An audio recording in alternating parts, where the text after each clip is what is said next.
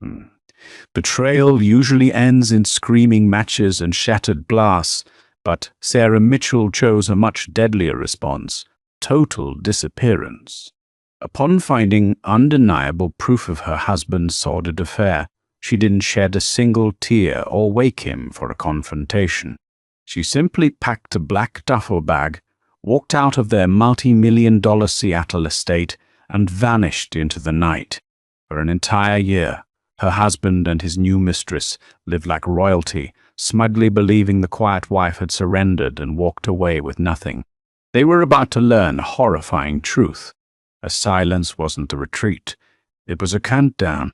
Sarah and Avery Mitchell were the crown jewels of Seattle's luxury real estate development scene. To the outside world, they were a perfectly synchronized machine. Avery was the charismatic face of Mitchell & Co., the man who smoothed city councilmen and charmed billionaire investors. Sarah was the architect of their success, the brilliant operational mind who managed the numbers, oversaw the contracts, and quietly ensured their empire didn't crumble under the weight of Avery's unchecked ambitions. They had been married for 8 years, having built everything from the ground up together, in a cramped, leaky apartment before finally making their millions. The betrothed didn't announce itself with a dramatic confession or a tearful breakdown. It arrived on a rainy Tuesday evening via an obsolete piece of technology. Avery had flown out to Denver for what he claimed was a high-stakes zoning negotiation. Sarah, battling a mild migraine, had retreated to the guest bedroom to read. She reached into the nightstand for a charging cable, and her fingers brushed against an old iPad mini device they hadn't actively used in over 2 years. The battery was completely dead, but out of sheer absent-mindedness, she plugged it in. 10 minutes later, the screen lit up. Because it was tied to Avery's primary iCloud account, a backlog of sent iMessages began to flood the lock screen. The notification chimes were relentless. Ding, ding, ding. Sarah picked up the tablet expecting spam or automated alerts. Instead, she saw a name: Skylar Harrington. Skylar was a junior interior designer they had contracted for a boutique hotel project 6 months prior. She was 26, vibrant and fiercely ambitious. Sarah had actually liked her. With a chilling detachment, Sarah unlocked the device. The password was still their anniversary date. She didn't feel the immediate suffocating crush of heartbreak. Instead, a cold, clinical numbness washed over her as she scrolled through 6 months of deceit. I can still taste you. Denver is going to be amazing, baby. Read a text from Skylar, time-stamped just 3 hours ago. Counting the minutes. The suite at the Saint. Regis is booked. Just ask for 3 days. I love you, Avery had replied.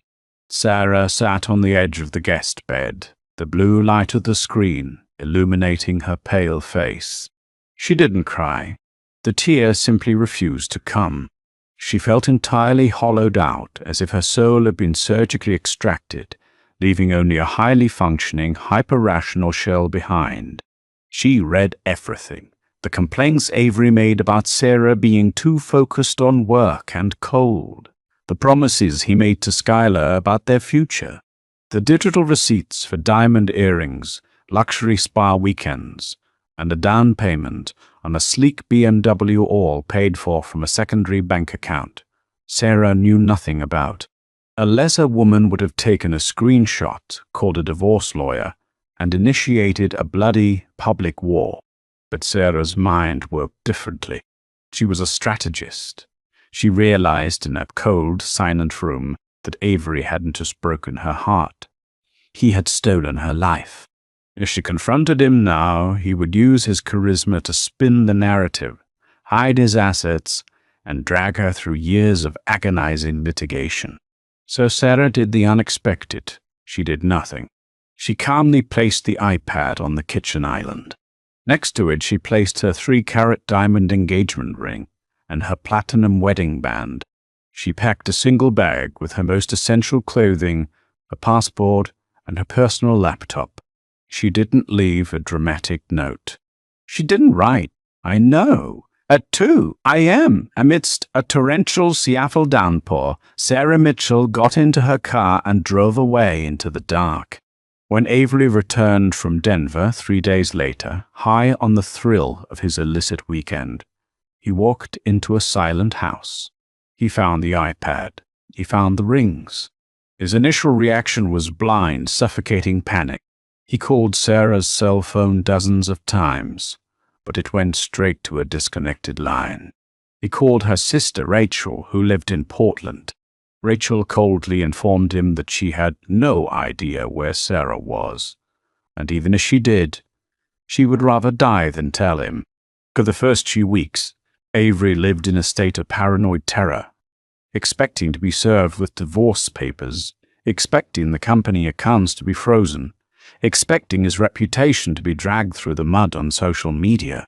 But weeks turned into a month, and nothing happened. No lawyers called. No subpoenas arrived. The joint accounts remained untouched. Slowly, the panic morphed into relief, and the relief mutated into sheer arrogance. Avery convinced himself that Sarah had simply broken under the pressure. She had always been conflict-averse, he rationalized to his friends. She had walked away because she couldn't handle a fight. By the 3rd month, Avery moved Skylar into the master bedroom of the marital home.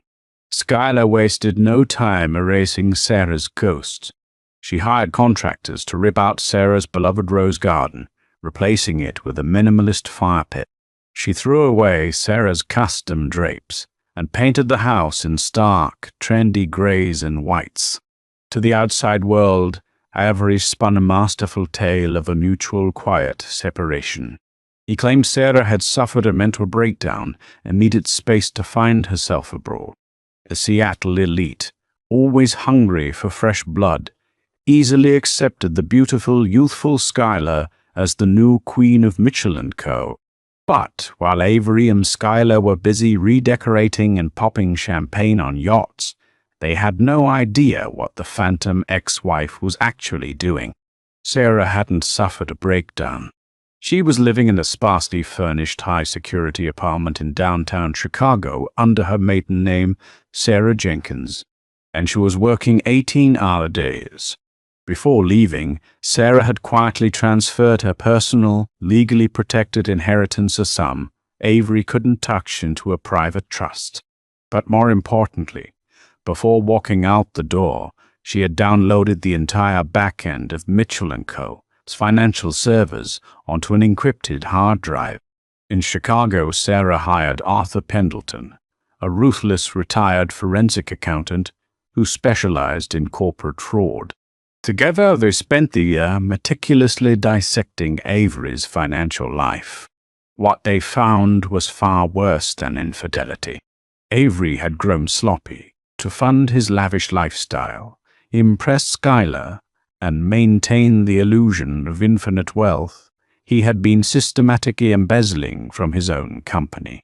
He had created dummy vendor accounts, fake landscaping firms, ghost consulting agencies, routing millions of dollars of company and investor money into offshore accounts. He was inflating project costs, defrauding his silent partners, and committing blatant tax evasion. Because Sarah had been the operational backbone, her sudden absence meant Avery had to take over the books. Without her sharp eye, his fraudulent structures became clumsy and desperate. He was bleeding the company dry, assuming his endless charm would keep the investors blind.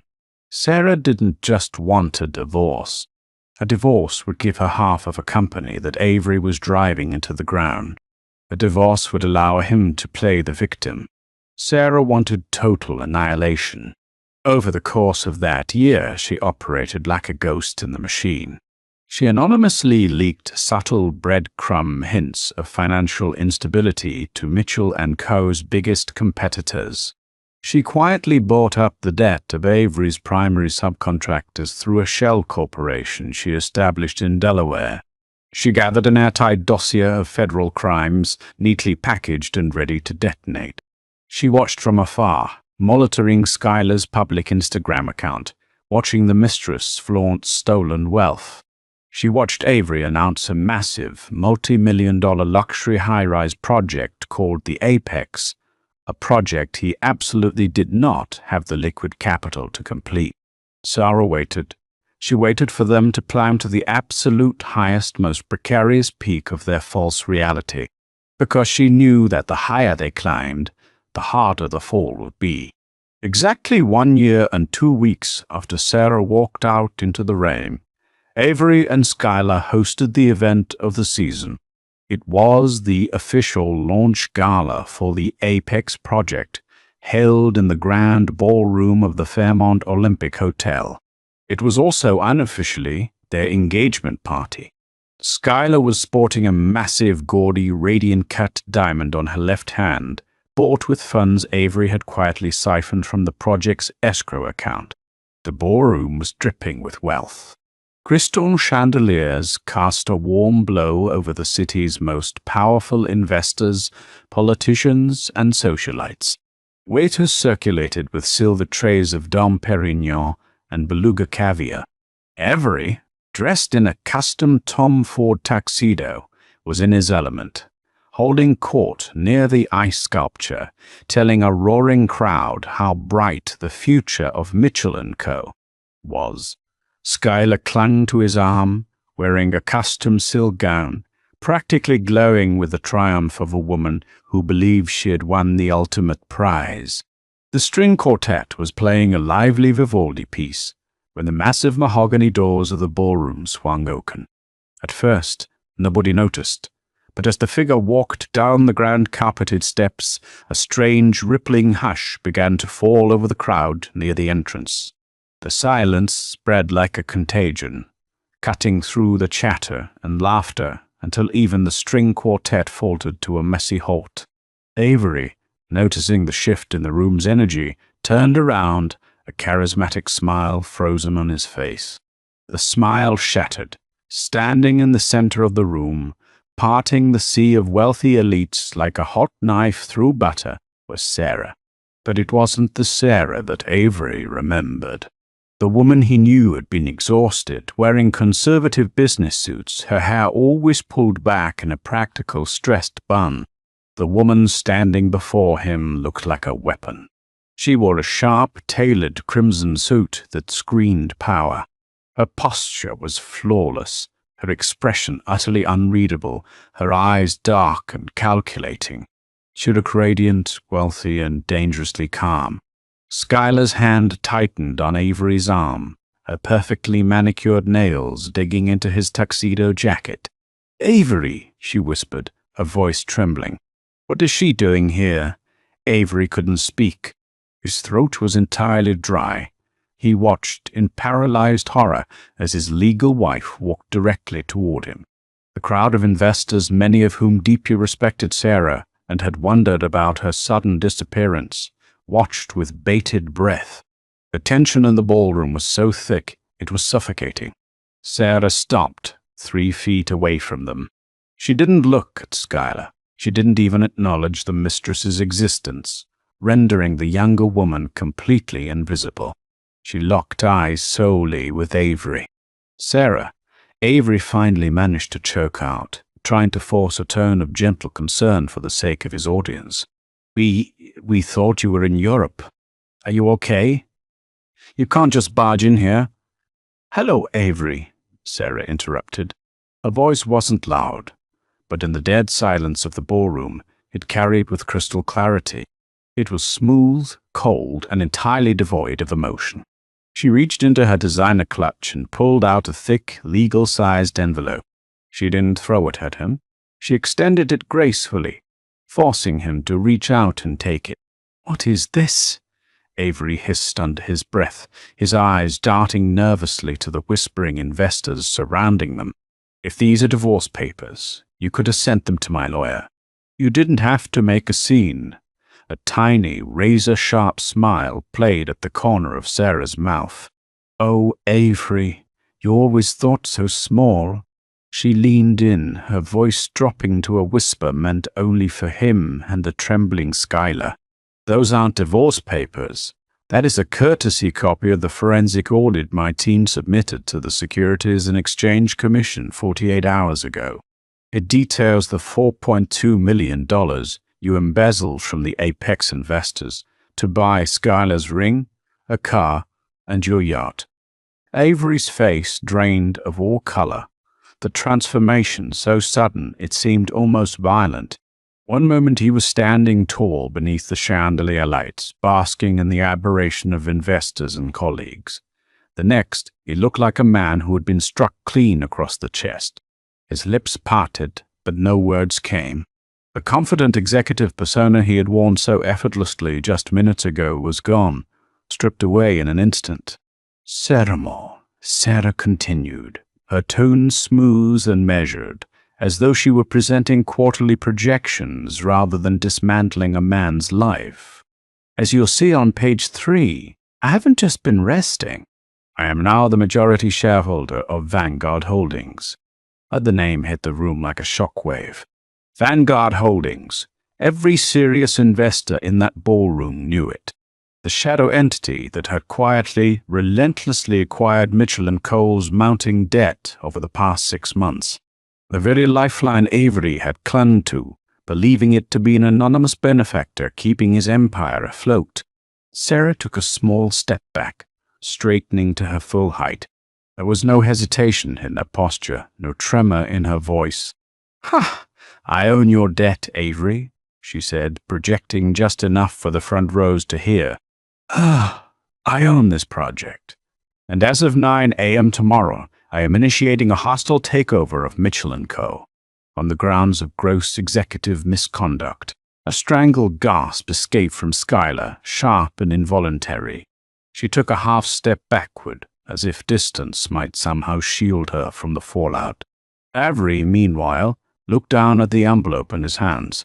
The documents inside officials stamped, undeniable shook as his grip faltered. The world he had built, the narrative he had curated so carefully, was collapsing in real time. Not slowly, not gradually, but all at once. He opened his mouth, perhaps to argue, to deny, to reclaim control of the room. No sound came, because there was nothing left to say. Sarah didn't wait for it anyway. She had no interest in pleas or apologies. No curiosity about excuses. This was not a conversation, it was a conclusion. She had already delivered the final blow. With a calm, decisive motion, she turned on her heel. The deep crimson of her suit cut sharply through the stunned crowd, a vivid streak of authority against the pale shock on every face around her. Without looking back, she walked toward the grand staircase, each step measured, controlled, absolute. Behind her, the ballroom remained frozen. Avery and Skylar stood at its center like figures abandoned on a stage after the curtains had fallen silent, exposed and utterly alone. Around them, the investors who had once smiled and nodded now stared with dawning horror. Calculations were already forming behind their eyes. Losses, liabilities, betrayal. The man they had trusted was unraveling before them, and the woman they had overlooked had just taken everything. The silence Sarah left behind was not calm. It was the kind of silence that follows destruction, the heavy, suffocating stillness after something irreversible has occurred. For nearly 30 seconds, no one moved. The string quartet had stopped mid-piece, bows hovering awkwardly above unmoving strings. A waiter stood immobilized near the edge of the room, a silver tray of champagne glasses trembling faintly in his grip. Even the low hum of conversation that had once filled the ballroom had vanished completely. Then, like a crack spreading through glass, the whispers began. At first they were faint, disbelieving them as exchanged between neighboring guests. But within seconds they grew louder, sharper, feeding off one another until the entire room buzzed with tension. What just happened? Did she say takeover? Vanguard, she owns Vanguard. Panic crept in quickly, replacing confusion, because the implications were becoming clear. and they were catastrophic. Madeline Quinn moved before anyone else. At 70, she carried herself with the authority of someone who had built and preserved empires across decades. The matriarch of the Quinn real estate dynasty, she was not easily rattled, but she was not a woman who tolerated uncertainty, especially where her money was concerned. She had invested $30 million into the Apex project for one reason: Sarah Mitchell. Not Avery. Never Avery. Sarah's absence over the past year had been the one variable she hadn't been able to account for. Now, standing in the aftermath of this revelation, that missing piece had returned, and it had rewritten everything. Madeline approached Avery with measured, deliberate steps. He didn't notice her at first. He was still staring at the dossier in his hands, as though willing it to change, to rewrite itself into something less devastating. Avery, Espartier. Her voice cut cleanly through the noise of the room, sharp, controlled, impossible to ignore. He looked up slowly. What she saw in his eyes was not confidence, not reassurance. It was fear. Real, unfiltered fear. Madeline's expression hardened. "Tell me," she said, each word precise, "that my $30 million is secure in escrow." The question hung between them, heavy and absolute. Around them, the whispers quieted again, replaced by a tense, expectant silence. Investors leaned in.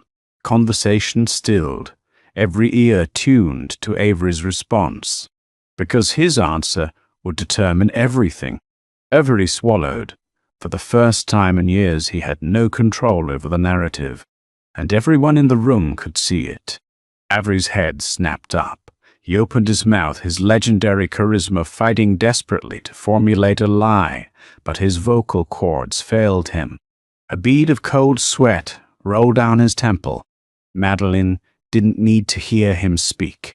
The sheer naked terror in his eyes was a confession. "You absolute fool," she spat, turning her back on him. She signaled to her husband and her team of lawyers across the room. "We're leaving, and I am calling the district attorney." That was the signal. Within 10 minutes, the grand ballroom was entirely empty, save for a few confused waiters, a weeping Schuyler, and a paralyzed Avery. The launch party for his greatest achievement had morphed into the scene of his public execution. By Monday morning, the true nightmare began. At exactly 7 a.m., Avery was violently jolted awake by the sound of furious pounding on the custom mahogany front doors of his Mercer Island estate. He stumbled downstairs in his silk robe, his head pounding from a weekend of drinking and frantic, unanswered calls to his legal team. When he opened the door, he wasn't met by a delivery driver. He was met by Special Agent Thomas Harrison of the FBI's White-Collar Crime Division, flanked by 6 armed agents wearing windbreakers with federal insignias. "Avery Mitchell," Agent Harrison asked, holding up a piece of paper. "We have a federal warrant to search these premises, your vehicles and all electronic devices." "Step aside." Schuyler came down the sweeping staircase, clutching her silk robe, her face pale and devoid of makeup. She screamed as agents swarmed her pristine, greyish living room, tearing through drawers, pulling books off shelves, and seizing laptops. "You can't do this! This is my house!" Schuyler shrieked, moving to block an agent from grabbing her personal MacBook.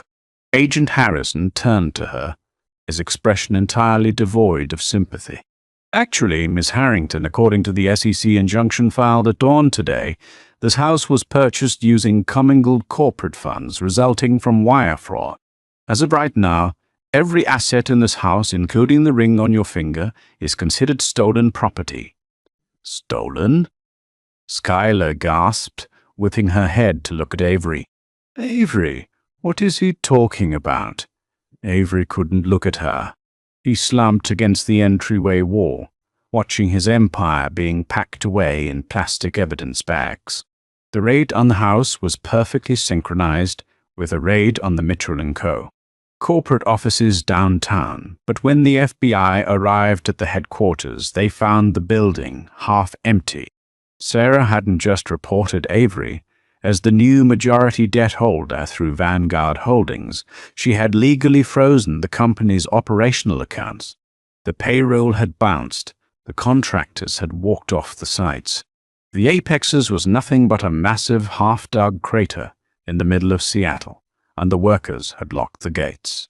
By Wednesday, Avery's world was entirely unrecognizable. His primary defense attorney, Simon Rolfe, a man who charged $2,000 an hour, forced Avery into a grim reality check during a meeting in a cramped, fluorescent-lit conference room. "They have everything, Avery," Simon said, tossing a thick stack of printed emails onto the table. "They have the dummy of invoices.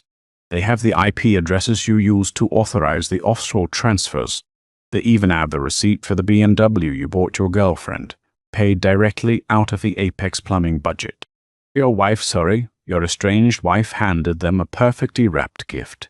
Can we fight it? I can explain the transfers as loans." "I can pay the investors back," Avery pleaded, his voice cracking with desperation. Simon let out a harsh, humorless laugh. "Pay them back with what? Sarah's hostile takeover of Vanguard Holdings means she controls your corporate debt. The SEC froze your personal accounts. You have exactly $400 in a checking account right now. You can't even afford to pay me past tomorrow." Avery put his head in his hands, feeling the walls of a federal penitentiary closing in around him. He had spent the last year thinking Sarah was weak, pathetic, and hiding. He now realized she was a predator, and she had spent 365 days studying his every move, waiting for the perfect moment to strike. While Avery was drowning in federal charges, Skylar was experiencing a completely different brand of psychological torture. Her fairy tale had abruptly mutated into a horror movie. Her credit cards were declined at the grocery store. The sleek, black BMW she loved to flaunt on Instagram had been towed out of her driveway by federal authorities under an asset forfeiture warrant. Her wealthy, elite friends, the women who had eagerly drank her champagne on yachts just a week prior now, treated her like she had a highly contagious disease, blocking her number and deleting pictures of her from their social media feeds. The atmosphere inside the Mercer Island mansion turned highly toxic. With no money for a housekeeping staff, the massive house quickly became a messy, echoing tomb. The breaking point arrived on a rainy Thursday afternoon. Skylar was sitting on the kitchen floor, furiously trying to secure a retainer for her own defense lawyer, Bradley Finch. "I don't understand, Bradley," Skylar yelled into her cell phone. "I didn't sign any of the corporate documents. I'm just an interior designer." "Skylar, listen to me carefully," Bradley's tired voice came through the speaker. "The feds don't care. You are sitting in a house paid for by fraud. You received millions of dollars in gifts paid for by fraud. They are looking at you as an accessory after the fact. If you don't give them something they can use against Avery, they are going to indict you alongside him." "Give them what?" Skylar sobbed, burying her face in her hands. "Evidence," Bradley said coldly. "Something they don't already have. Something that proves his intent. Think, Skylar. Did he keep physical records? A ledger? Passwords? If you can hand the FBI the smoking gun, I can negotiate immunity for you. If not, you're looking at 5 to 10 years in federal prison." The line went dead. Skylar sat trembling on the cold tile. 5 to 10 years. Her youth, her beauty, her life gone. She heard the heavy footsteps of Avery coming down the stairs. He looked haggard, his designer clothes wrinkled, a heavy shadow of stubble on his jaw. The charismatic, handsome mogul she had fallen in love with was entirely gone, replaced by a terrified, desperate, cornered animal. "Who were you talking to?" Avery demanded, his eyes narrowing with sudden paranoia. "My mother," Skylar lied seamlessly, a survival instinct kicking in. She watched Avery walk to the refrigerator, grab a half-empty bottle of vodka, and take a swig directly from the glass. In that moment, the last shred of her misplaced love for him evaporated, replaced by a cold, sharp instinct for self-preservation. She remembered something. A few months ago, late at night, Avery had been working in his home office. He had been highly intoxicated, agitated. He had pulled a small silver thumb drive from a hidden compartment behind a fake electrical outlet in the wall. He had cut it into a standalone laptop that never connected to the Wi-Fi. He had muttered something about an insurance policy and Cayman accounts. Skylar knew with absolute certainty that this flash drive contained the master ledger, the one thing Sarah's forensic accountant hadn't been able to digitally extract because it was kept entirely offline. That night, she waited until Avery passed out in the guest bedroom, a victim of stress and cheap vodka. With her heart hammering against her ribs, Skylar crept into the home office. She took a flathead screwdriver, popped the faceplate off the fake electrical outlet, and reached inside. Her fingers brushed against the cold metal of the silver thumb drive. She pulled it out, clutching it in her palm like a lifeline. She didn't call the FBI. She didn't call her lawyer. She made a much more dangerous, desperate calculation. The Fed could offer her immunity, but they would still leave her penniless. She needed money to rebuild her life. She needed leverage. At 9 a.m. the next morning, Skylar Harrington walked into the sleek, high-security downtown offices of Vanguard Holdings. She bypassed the receptionist and marched directly toward the glass-walled corner office. Sarah was sitting behind a massive, polished oak desk, looking immaculately put together in a navy blue tailored dress. She was reviewing the stack of contracts. When she saw Skylar standing in the doorway, escorted by a heavily built security guard, Sarah didn't look surprised. She merely raised an eyebrow. "It's all right, Marcus," Sarah said smoothly to the guard, her eyes locked on her husband's mistress. "Let her in, but keep the door open." Skylar stepped into the office, suddenly feeling incredibly small. The power dynamic in the room was suffocating. Sarah radiated absolute control, while Skylar felt like a beggar in designer rags. "To what do I owe the pleasure, Skylar?" Sarah asked, folding her hands on the desk. "Come to return my gardening shears." "I want a deal," Skylar blurted out, her voice trembling despite her desperate attempts to sound confident. She slammed the silver thumb drive onto the pristine surface of Sarah's desk. "I know you want to completely destroy him. The feds have the wire fraud, but they don't have the master ledger for the Cayman Island accounts. He kept it offline. This drive has the account numbers, the routing codes, and the passwords to the remaining $8 million he hid from you and the investors." Sarah looked down at the silver drive, then slowly back up to Skylar. That expression remained entirely unreadable. "And what makes you think I need that?" "Because," Skylar swallowed hard, "without it, he might still be able to afford a backdoor plea deal. He might hide the money for when he gets out. You want to salt the earth. I'm handing you the salt." "And your price?" Sarah asked, her voice dangerously soft. $2 million, Skylar demanded, lifting her chin. "Wired into a clean account in my name. I give you the drive. You get the rest of his hidden money, and I disappear." Sarah sat in silence for a long, agonizing minute. The tension in the room was thick enough to choke on. Then, very slowly, a chilling, triumphant smile spread across Sarah's face. She reached over, picked up the silver thumb drive, and dropped it into a heavy crystal ashtray on her desk. "You really are as stupid as Avery is," Sarah whispered. Skylar's stomach dropped. "What?" Sarah reached under her desk and pulled out a small black audio recorder, placing it next to the ashtray. The red recording light was blinking steadily. "Did you really think I didn't know about the Cayman account, Skylar?" Sarah asked, her voice dripping with pity. "I set up those dummy accounts. I fed Avery the idea that he could hide money there. The accounts are completely empty.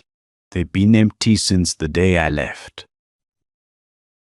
Skylar took a step back, the blood draining from her face as the horrifying reality dawned on her. This drive is useless to me, Sarah continued, pointing to the blinking red light of the recorder. But what is incredibly useful is the fact that you just walked into my office and attempted to extort me for $2 million, while openly admitting you possess stolen financial data related to an active federal investigation. Sarah picked up her desk phone and dialed a 3-digit extension. Yes, Agent Harrison, Sarah spoke clearly into the receiver, never breaking eye contact with the trembling mistress. She's here, and she brought the drive. You can send your officers up now. Skylar's knees buckled. She had tried to outplay the Grand Master, and she had just walked straight into the final trap. The arrest of Skylar Harrington inside the pristine glass-walled lobby of Vanguard Holdings was not merely a tactical victory for Sarah. It was a flawlessly executed psychological decapitation. When Special Agent Thomas Harrison escorted Skylar out of the building, the younger woman was practically catatonic. The cold, heavy click of the federal handcuffs ratcheting around her slender wrists echoed loudly off the marble floors, a stark contrast to the clinking champagne flutes she had grown accustomed to. She was walked past a dozen of Sarah's newly acquired executives, her mascara running in dark, jagged rivers down her pale cheeks, clutching her seized designer handbag like a dying woman holding a life preserver. That afternoon, Avery Mitchell was sitting in a windowless, heavily soundproofed interrogation room at the federal courthouse in downtown Seattle. The air smelled of stale coffee and industrial floor cleaner. When the heavy steel door finally opened, his primary defense attorney, Simon Roth, walked in. Simon was a man who usually commanded a room with ease, charging upwards of $2,000 an hour to make white-collar problems disappear. Today, however, Simon looked violently exhausted. He dropped a thick, leather-bound briefcase onto the metal table with a dull thud. "They have her, Avery," Simon stated, his voice completely devoid of its usual aggressive confidence. He didn't bother sitting down. He just rubbed his temples, visibly regretting the moment he had agreed to take on a client whose assets were completely frozen by SEC injunctions. Avery's head snapped up, his bloodshot eyes widening in terror. "Have who? Skylar? On what charges? She doesn't know anything about the corporate accounts, Simon. She's just an interior designer. She doesn't need to know the books, Avery," Simon barked, his professional veneer finally cracking. He unclasped his briefcase and threw a transcript file onto the table. "Skylar walked right into Sarah's private office this morning trying to sell a stolen flash drive for $2 million. Sarah recorded the entire interaction on a hidden device. "The FBI now has your girlfriend on tape, explicitly admitting to possessing physical evidence of a federal crime, attempting extortion, and conspiracy to conceal stolen assets." She broke within 20 minutes of federal questioning. Avery stared at the manila folder on the table as if it were a live grenade. His breathing became shallow, rapid, and erratic. "So, what did she give them?" "I never showed her the ledgers. She gave them the intent," Simon said grimly, leaning over the table, forcing Avery to look him in the eye. "She told them about the offline thumb drive. She told them about your drunken, paranoid rants regarding the Cayman Island accounts. But far worse, Avery, she handed over her unlocked iPhone to secure a plea deal. The FBI now has over 4,000 text messages where you explicitly detail using diverted project funds to pay for your Denver getaways, her diamond ring, and the yacht. You told her everything in writing. They don't just have evidence of financial mismanagement anymore. They have a paper trail proving you deliberately, maliciously, and knowingly defrauded your investors to fund an illicit lifestyle. Avery's carefully manicured, invincible image completely and utterly dissolved. He buried his face in his trembling hands, weeping openly, the harsh fluorescent lights illuminating the absolute ruin of his life. The man who had effortlessly charmed Seattle's most ruthless billionaires was now nothing more than a terrified, cornered thief, facing the crushing weight of the United States Department of Justice. Over the next 6 months, the trial of the United States v. Avery Mitchell mutated into the most sensational white-collar crime spectacle the Pacific Northwest had seen in a decade. The local media was absolutely ravenous. Jonathan Hayes, a senior investigative reporter for the Seattle Times, published weekly leaks detailing the sheer audacity of Avery's embezzlement. The courthouse was a daily circus of flashing cameras, furious former investors, and disgraced subcontractors demanding their stolen wages. Lead prosecutor Evelyn Shaw, a terrifyingly sharp woman who had never lost a federal fraud case, systematically dismantled every desperate defense Simon Roth attempted to mount. She brought in forensic accountants who mapped out Avery's dummy vendors on massive, undeniable projection screens. She called them managers of offshore banks. She presented the paper trail of the stolen BMW. But the most devastating, earth-shattering moment of the trial didn't come from the financial experts or the weeping mistress. It came on the 8th day when the prosecution called their star witness to the stand. When Sarah's name was called by the bailiff, a heavy, reverent hush fell over the packed gallery. She walked down the center aisle wearing a pristine, sharply tailored charcoal suit. Her posture was flawless. She swore on the Bible with a perfectly steady, unwavering hand.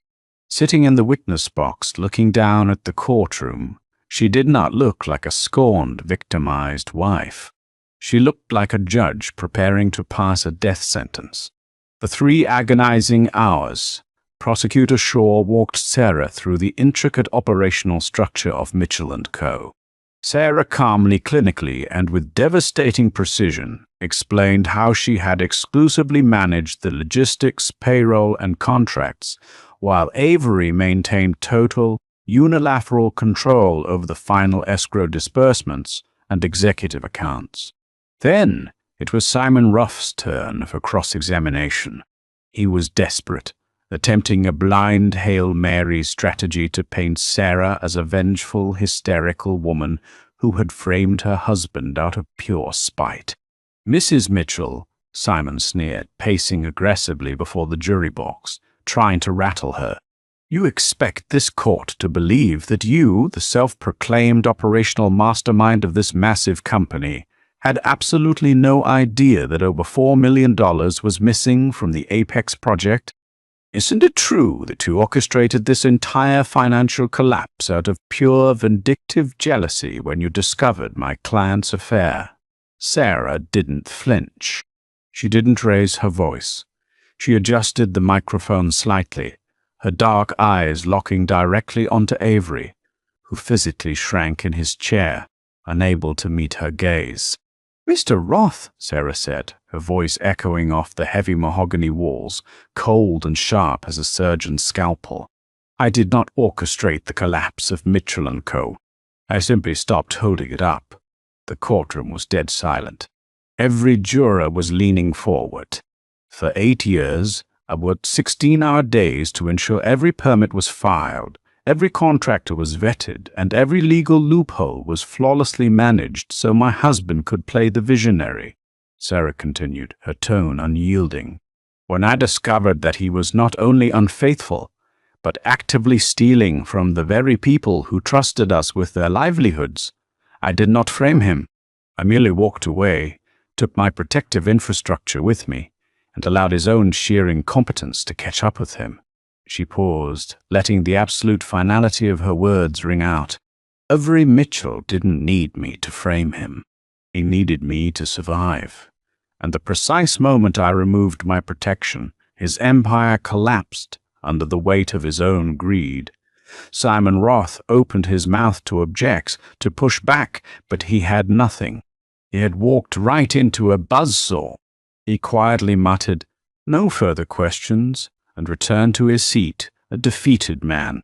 In a final, pathetic act of self-preservation before the closing arguments, Avery took the stand against his lawyer's advice.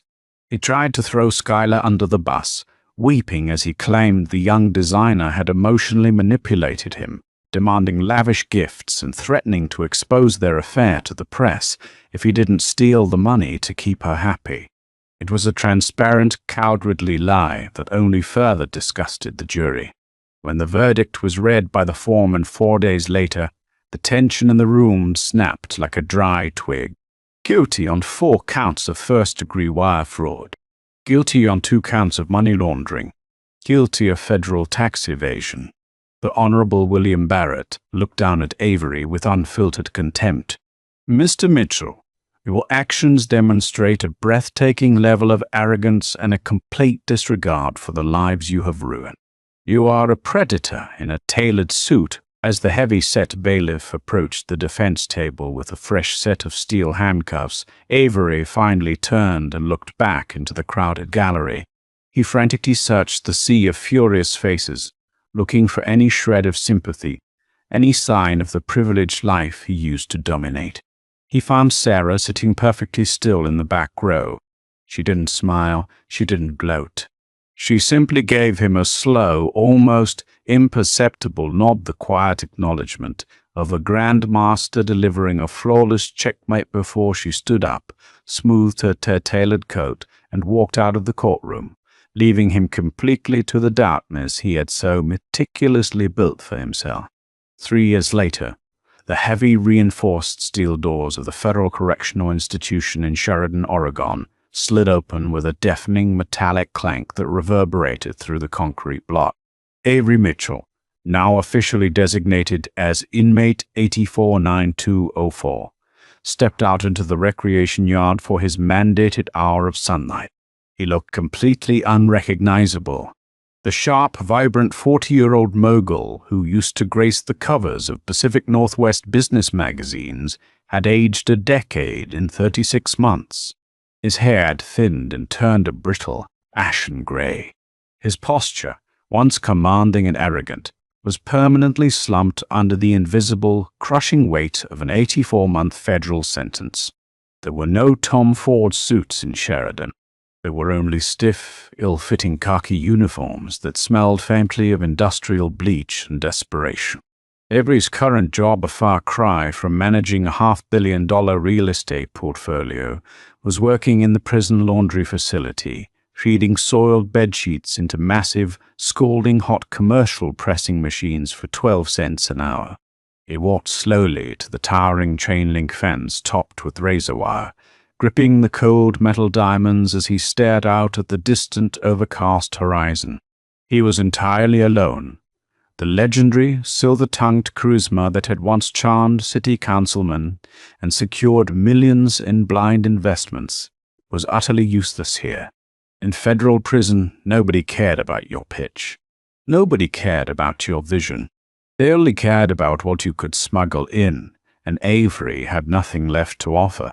200 miles north in a damp, perpetually mold-scented studio apartment in Tacoma, Washington, Schuyler Harrington was living her own bespoke version of hell.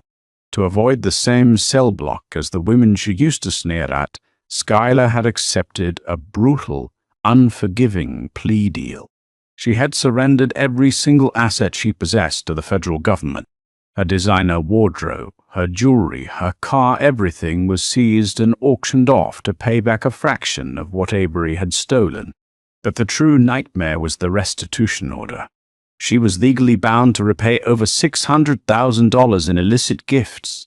The radiant, fiercely ambitious 26-year-old interior designer was dead, replaced by a chronically exhausted, deeply bitter ghost.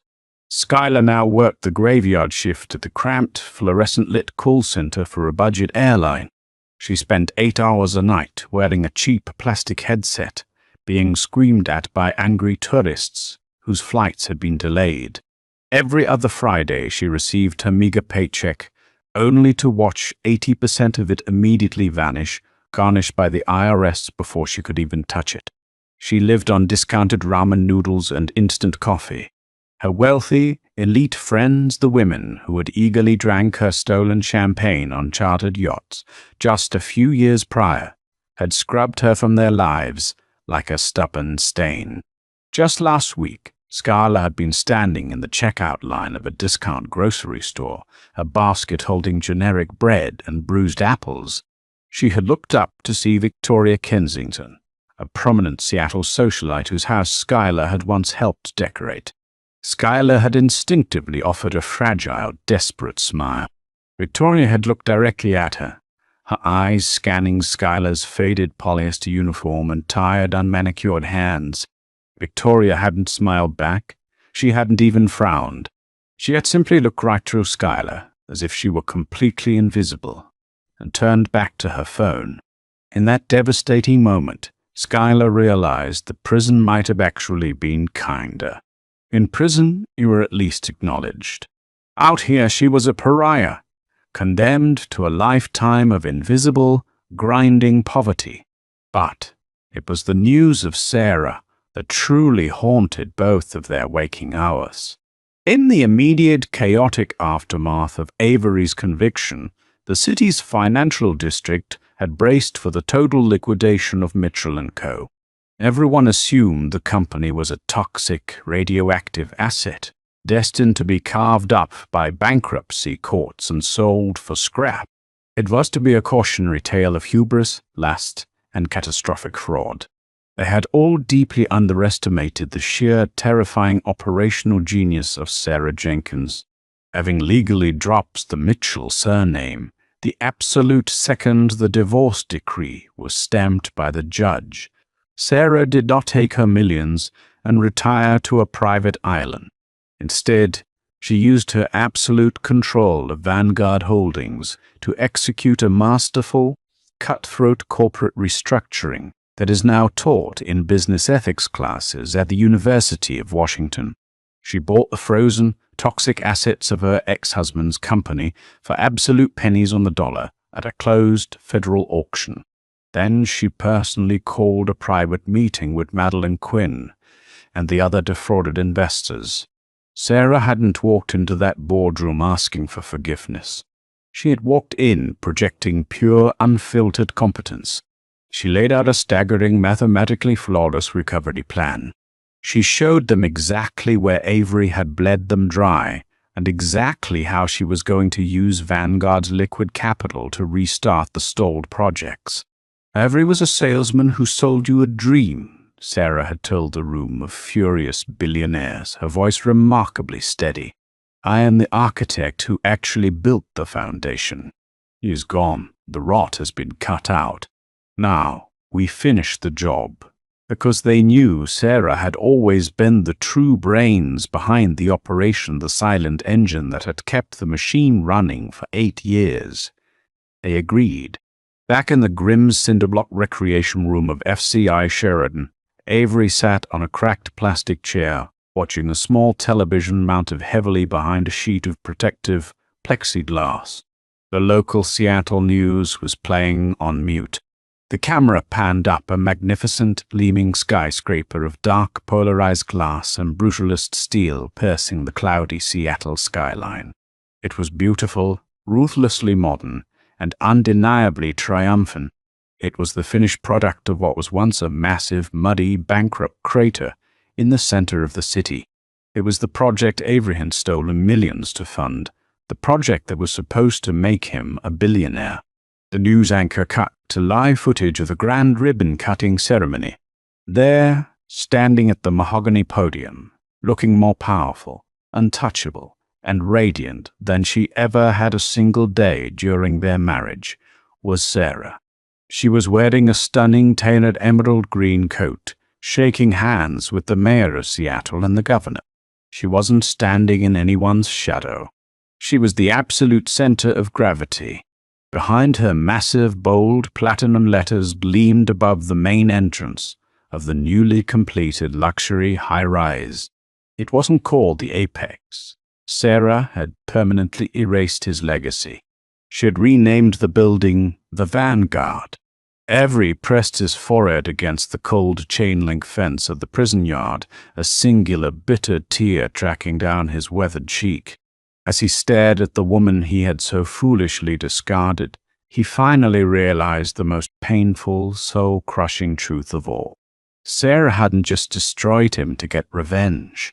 Revenge was too small a word for what she had accomplished. She had destroyed him simply to clear away the dead weight. Avery had spent his entire life thinking he was the undisputed king of his empire, but he was only ever the loud, distracting jester entertaining the court. The true queen had been quietly managing the castle the entire time.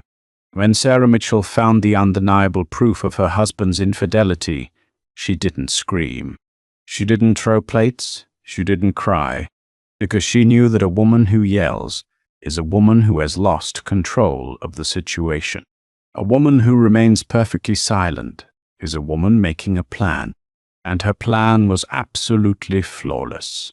What a satisfying masterclass lesson in absolutely devastating karma. Sarah proved that sometimes the most dangerous reaction to betrayal isn't a screaming match or a messy public fight. It's a silent, calculated exit that sets the stage for total destruction. Avery and Skylar thought they got away with the ultimate betrayal, but they had absolutely no idea they were just pawns on Sarah's chessboard. Did you think Sarah's revenge was justified, or did she take it too far by completely ruining his entire corporate empire? Let me know your thoughts down in the comments below. If you enjoyed this story of brilliant, ice-cold justice, please smash that like button. It really helps the channel out. Share this video with a friend who loves a good karma story. And don't forget to subscribe and hit the notification bell so you never miss another dramatic, true-life tale. Thanks for watching, and I'll see you in the next one.